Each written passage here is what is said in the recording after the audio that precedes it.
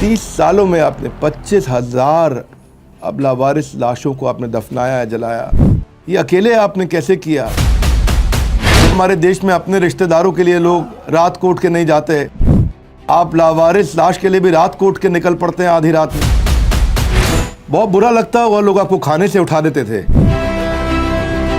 मैं चाहता हूं मैं इतना इमोशनल नहीं हुआ कभी। आपको पता कैसे लगता था कि ये लाश हिंदू की है कि मुसलमान की है?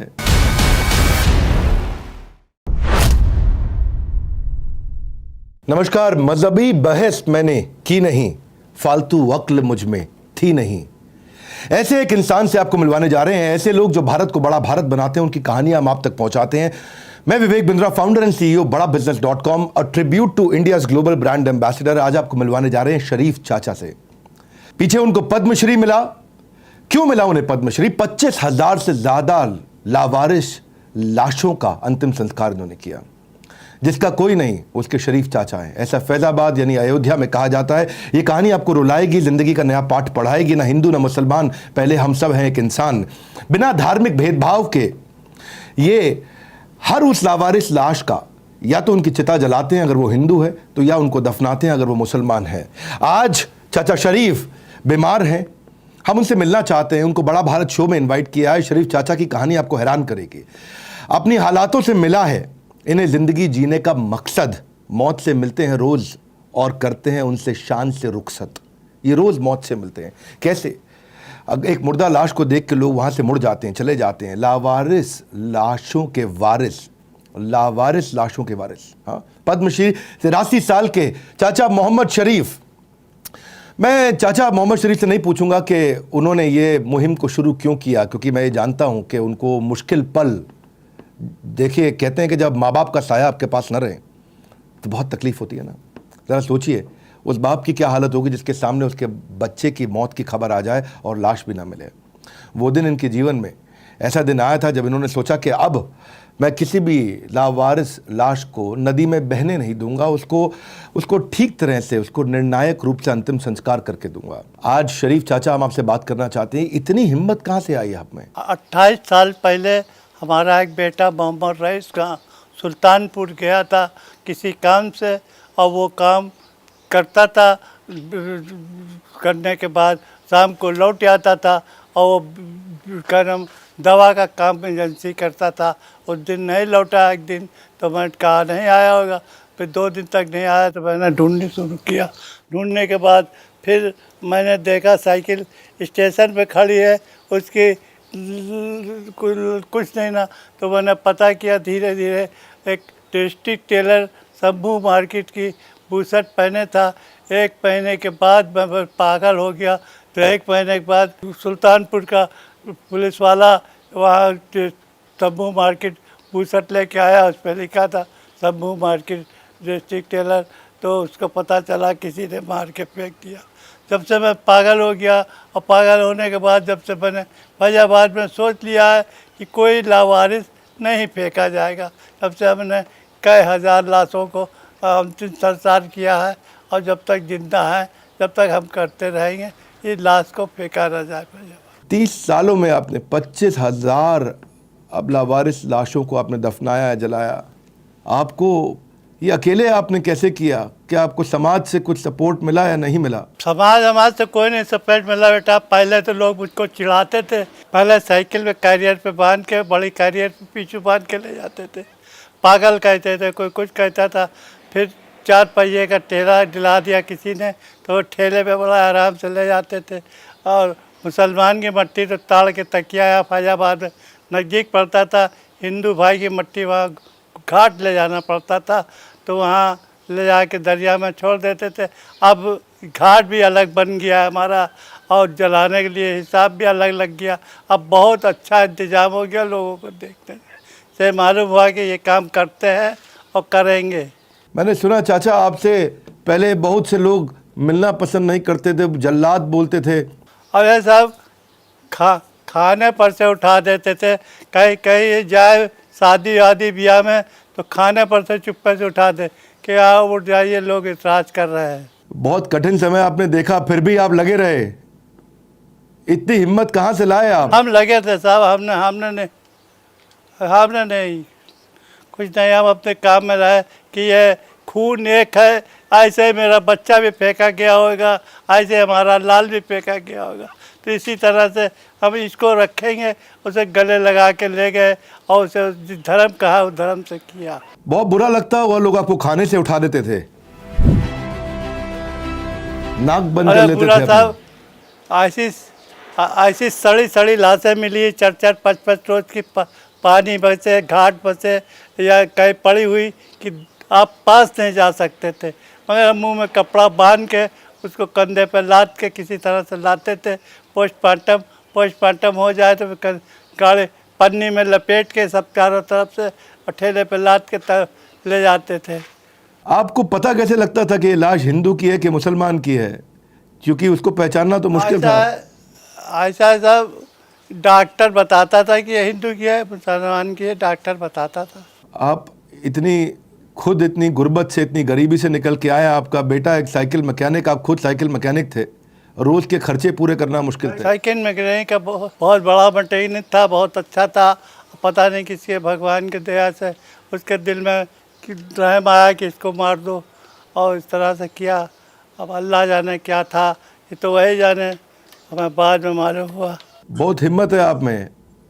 मैं चाचा ये जानना चाहता हूँ, ये लाशें आपको मिलती कहाँ से थी, ये लावारिस लाशें? ऐसा था, मैं सब जगह बोर्ड लगा दिया था कि लावारिस लाशें इस पते पे बता दी जाए, और पोस्टमार्टम ऑफिस में रोज़ जाता था, वहाँ भी बोर्ड लगा था कि लावारिस लाश हो तो मुझको इस नंबर पर फ़ोन किया जाए। और लोग पोस्टमार्टम ऑफिस जाया करता था, अस्पताल जाता रहा देखने कि कौन लावारिस मर गया है क्या नहीं, चारों तरफ देखा करता था। कोविड का समय आया, कोविड के बाद इतनी लाशें आई, आपको डर नहीं लगा कि इसको कोविड है, आपको कुछ हो जाएगा? तो कैसे ठेले पे कोविड के बाद भी लाशें ले जाते रहे आप? ऐसा भी कोई शरीर मिला जिसे देख के आप परेशान हो गए, विचलित हो गए? कभी परिवार ने आपका विरोध नहीं किया, आपको बोला नहीं कि क्या काम में लग गए हो आप?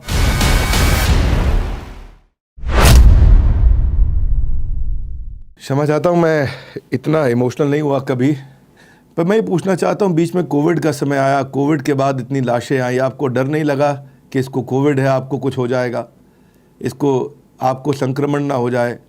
आपने कैसे किया, आप चपेट में ना आ जाए? इतना उम्र हो गया है आपका, तो कैसे ठेले पे कोविड के बाद भी लाशें ले जाते रहे आप? मालिक का करम था बाबू, डर वर सब खोए था, डर वर नहीं लगा था कुछ। आपको ऐसा नहीं लगा कि मुझे भी कोरोना हो सकता है, इतनी उम्र हो गई है आपकी? नहीं, ये सब नहीं लगा साहब, डर नहीं। और लोग हमसे डर के भागते थे, हम डरते नहीं थे। आपके बेटे का जो दर्द था आपके सीने में, आपको लगता है वो थोड़ा कम हुआ? आपने 25,000 लाशों का अंतिम संस्कार कर दिया अब तक। वो दर्द हमें हमेशा है कि किसी का बेटा या किसी का कोई मर जाता है तो मैं उसके पहले काम आता हूँ। किसी का कोई मर गया है और बेचारा घर का अकेला है तो मैं खुद जाता हूँ उसको उठवा के और लदवा देता हूँ और करवा देता हूँ। चाचा, मैं ये पूछना चाहता हूँ कि कभी ऐसा भी कोई शरीर मिला जिसे देख के आप परेशान हो गए, विचलित हो गए, कि कभी बुरी हालत में शरीर भी होता है, कोई कटा हुआ शरीर? हाँ साहब, बहुत हुआ है, ये बात तो सही है। हलाकान हो गए, गर्मी तक चढ़ गई कि कई दिन की सड़ी हुई लाश पोस्टमार्टम के बाद मिली, और बिल्कुल उठाया तो बाहर पानी पसीने आने लगे, फू आने लगी, मगर मैं मुंह में कपड़ा बांध के नाक से मुंह से और उसे कंधे पे लाद के ठेले पे रख के और ले जाता ढकेल के। चाचा, मैंने सुना अब आधी रात को भी कोई लाश की खबर आने पे उठ के चल पड़ते हैं। यहाँ तो हमारे देश में अपने रिश्तेदारों के लिए लोग रात को उठ के नहीं जाते, आप लावारिस लाश के लिए भी रात को उठ के निकल पड़ते हैं आधी रात में? रात हो चाहे दिन हो साहब, जैसे मैं सुनता हूँ आवाज़, घंटी आवाज़ आती है, मैं तुरंत निकल के चला जाता हूँ, और तुरंत जैसे कपड़ा पहना हूँ उसे पहना, लिया डंडा हाथ में और फ़ौरन गया और उसको ला के पोस्टमार्टम में रखा पहले, तब पोस्टमार्टम के बाद लाश मिलती है। ये नहीं देखता कि रात है कि दिन है, लाश है तो उसे अपनी लाश है वो।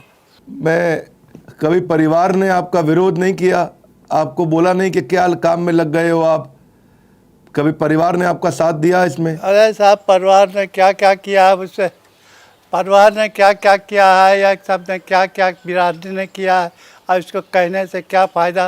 वो तो भगवान उसका रस दे रहा है, देख देगा। और हम अपने काम से जुटे थे, हमें ये नहीं ना कि परिवार ने किया है हमको पूछेगा शादी में, न पूछेगा करेगा कि न, ये हमें कोई परवाह नहीं। चाचा अभी भी आप किराए के मकान में रहते हैं? हाँ बाबू, अभी भी किराए में मकान में रहते हैं। रोज़ धमकी देता है खाली करो दागी करो, मगर अल्लाह का करम है कि वकील लोग मुकदमा हाई कोर्ट से अब तक लड़ चुके हैं और जिता दिया अभी तक। बहुत दुखी हूँ मैं ये बात जान के कि आज भी आप इतनी तकलीफ से गुजर रहे हैं। आपका एक बेटा ड्राइवर है और दूसरा बेटा आपका साइकिल रिपेयर करता है। मैं जो भी आज लोग हमारे साथ वीडियो देख रहे हैं, मैं आपको बताऊं, उन्होंने धर्म के भेदभाव के बिना, किसी सोशल पॉलिटिकल प्रेशर के बिना समाज की बहुत मदद करी है, उनके साथ खड़े हुए हैं। मैं सबसे आज एक बात कहना चाहता हूं कि चाचा शरीफ की मदद करने के लिए मेरे साथ आगे आइए। चाचा आप लोगों से कुछ कहना चाहते हैं? ये साहब हम कहना क्या चाहते हैं, हमारे कहने से कोई फ़ायदा नहीं। सब कोई मिलजुल के रहो और ये काम को सब कोई करते रहें, कोई ना कोई। और कहने से साहब बहुत लोगों से कहा, गवर्नमेंट से कहा, किससे कहा, सब हाँ हाँ हाँ करते हैं, कोई करता नहीं ना साहब। बड़ा बिजनेस आपके साथ है चाचा, हम आपकी मदद करेंगे। चाचा मोहम्मद शरीफ के लिए मैं आज अपने सारे व्यूअर्स से कहना चाहता हूं कि हम बड़ा बिजनेस की अपनी एप्लीकेशन में, क्योंकि ये सोशल मीडिया पे कहीं भी नहीं है, ना इनका कोई फेसबुक, लिंक्डइन, ट्विटर कोई अकाउंट नहीं है। चाचा हम आपके लिए बड़ा बिजनेस एप्लीकेशन पे अकाउंट बनाएंगे। आपका जो बड़ा बेटा है उनके नाम से, आपके नाम से बनाएंगे। आपका फ़ोन नंबर डालेंगे वहाँ और सबसे प्रार्थना करेंगे कि आपको कोई डोनेशन दें, हम भी देना चाहेंगे। जो भी लोग वीडियो देख रहे हैं वो बड़ा बिजनेस एप्लीकेशन पे जाके चाचा शरीफ के अकाउंट पे उनकी मदद करिए, उनके साथ जुड़िए। आज भी किराए पे रहते हैं और पैसा नहीं है, इनको मकान मालिक निकालने की धमकी देता है। पद्मश्री चाचा शरीफ, आप एक बहुत बड़ी इंस्पिरेशन है। हम आपकी प्रोफाइल बना करके आपकी बात को लोगों तक पहुंचाएंगे। आप बड़ा बिजनेस एप्लीकेशन पे हमारे साथ हज़ारों लाखों व्यूअर्स को मैं बोलूँगा, आइए चाचा शरीफ से आकर के मिलिए। हमारे एप्लीकेशन के अंदर हमने एक इनका फेसबुक की तरह, एक ट्विटर की तरह एक अकाउंट बनाया है। वहाँ पे इनका फ़ोन नंबर और इनका डिटेल रहेगा। और सबसे प्रार्थना करूँगा कि कोई इन्हें काइंड में, कैश में, जिस भी प्रकार से प्रार्थना के द्वारा, दुआ के द्वारा इनकी सब की तरह से मदद करें। इनके बेटे को अगर नौकरी दे सकें। वो कहते हैं कि बड़े ख़ास लोग भी देखे मगर ये खासियत नहीं मिली, मुझे इंसान तो बहुत मिले मगर इंसानियत नहीं मिली। और यही बड़ा भारत शो में हम चाहते हैं कि हम ऐसे लोगों को लेकर के आए। नए भारत की नई तस्वीर लेकर आ रहा हूं हर बुधवार। अगले बुधवार बड़ा भारत की एक और ऐसी कहानी लेके आऊँगा। नीचे कमेंट में बताइए, अपने फीडबैक दीजिए, सजेशन दीजिए कि अगली बार आप किन से मिलना चाहते हैं। चाचा शरीफ के इस वीडियो को सब तक पहुँचाइए और आकर के उनको बड़ा बिजनेस एप्लीकेशन पे फॉलो भी करिए। हमारे साथ जुड़े रहने के लिए चाचा शरीफ आपका हृदय की गहराई से नतमस्तक होकर बहुत बहुत धन्यवाद।